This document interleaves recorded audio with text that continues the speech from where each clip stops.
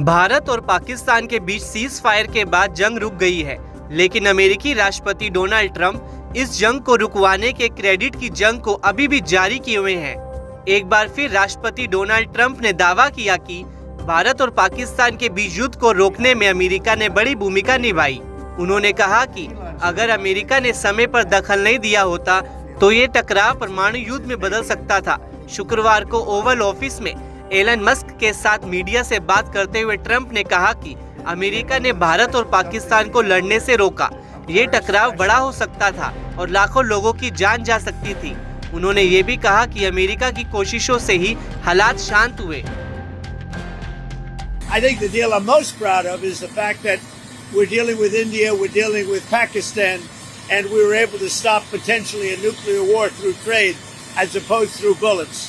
You know, normally they do it through bullets, we do it through trade. So I'm very proud of that. Nobody talks about it, but we had a very nasty potential war going on between Pakistan and India. And now if you look, they're doing fine. Pakistan representatives are coming in next week, and India, as you know, we're very close to making a deal with India. And I wouldn't have any interest in making a deal with either if they were going to be at war with each other. I would not, and I let them know.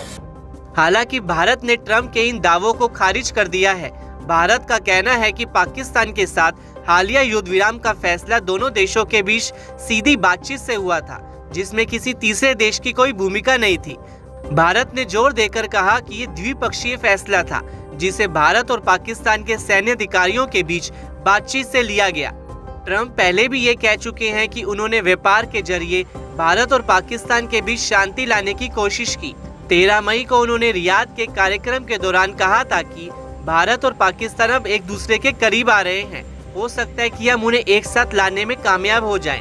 शायद वे साथ में dinner करें। क्या वे अच्छा नहीं होगा? Trump ने मजाकिया लहजे में कहा कि उन्होंने भारत और पाकिस्तान से कहा, चलो एक डील करते हैं, व्यापार करते हैं, लेकिन परमाणु मिसाइलों का नहीं, बल्कि उन चीजों का जो आप खूबसूरती से बनाते हैं। इस मौके पर ट्रंप ने चीन के स्टील पर भी निशाना साधा।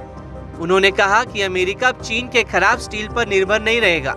उन्होंने अमेरिका में इस्पात आयात पर 50% टैरिफ लगाने का भी ऐलान किया।